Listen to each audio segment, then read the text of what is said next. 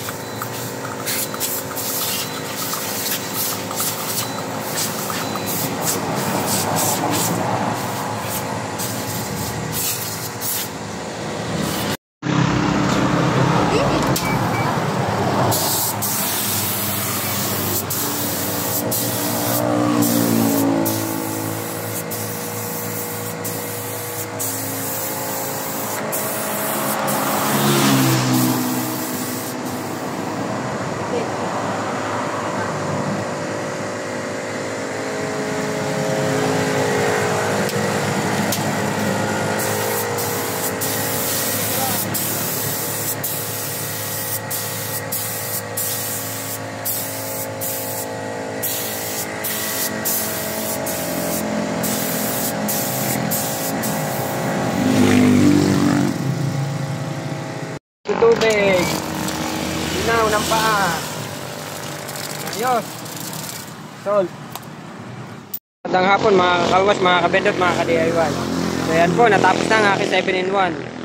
7-in-1. Ito pong nasa right side ay helmet bendo. Hindi po sa akin yan. Nakipwesto lang po ang aking kapatid. Siyang bumili na yan. Kasi hindi man ako nagagawa ng ganyan.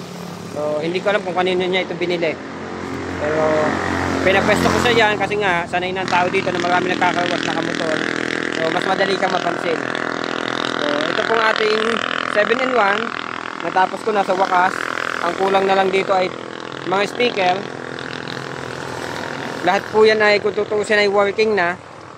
Itong tire block kaya lang po may tape kasi wala pa yung aking chemical na tire block. Hindi pa dumarating pero nagana na po yan.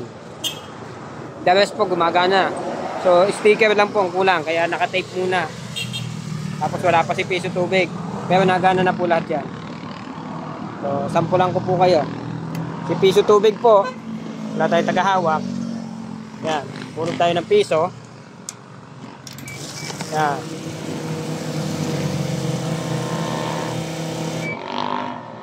Yan po, halos mapuno ang isang piso. So, ganyan po isinet ko sa kanya. So, depende na lang po kung anong gustong settings.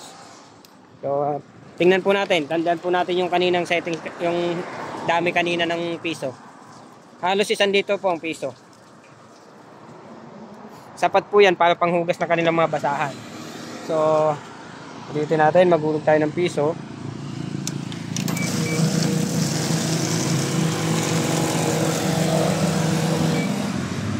So same po, halos accurate po.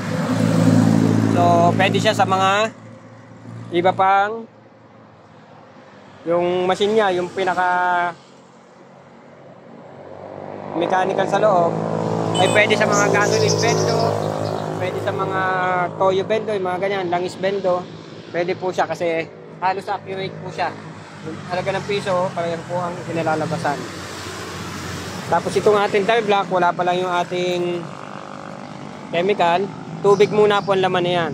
So, tuyo po yan, tuyo. Yan, tuyo. Testingin po natin. So, sa tire block po, dahil po mahal ang chemical ng tire block, siyempre po, kaunti lang. At saka tire block naman po yan. Usually, pinipigyan nila yan dyan sa pong. Tulugan natin ng 5 piso. Yun lang po dapat ang ilalabas niya, kaunti-kaunti lang. Yan, pag natapos na po, 4 seconds, pwede pa pong bawasan yan. Tapos, yan, di po ba sa tire block, parang inaano lang nila. Tapos ipupunas na po nila yan sa gulong. So ganun lang po siya. Yan. Tapos natin, ulitin natin, ganun lang po dapat karami ulit ilalabas. Tulugan natin. Yan. So accurate po yan. Si Magic Gatas nagagamit na po. Yan, lahat siya nagagamit na. So sinimulan ko yan ay Monday. Friday na ngayon, kanina pantanghali ako tapos. Namasyal muna kami. So, yun po ang epekto ng aking Magic Gatas. So, hindi ko alam kung magandang klase na yung Magic Gatas ko. Pero hindi na masama kasi madulas siya. Napakadulas. At saka medyo kuminis tingnan. Medyo nakakakintab tingnan yung Magic Gatas ko. Pero sana may makuha pa ako mas magandang klase. Yun lamang po. Bali flexing lang po ulit. Yung bukas ay possible may sticker na yan. Yung loob, yan na po siya. Si Magic Gatas ko, si tire block, nandoon. Yun lamang po. Flexing lang po tayo today. Yun lamang po mga karos, mga kabendot, mga kadaw. Salamat po. Please like, subscribe, and hit the bell. Thank you.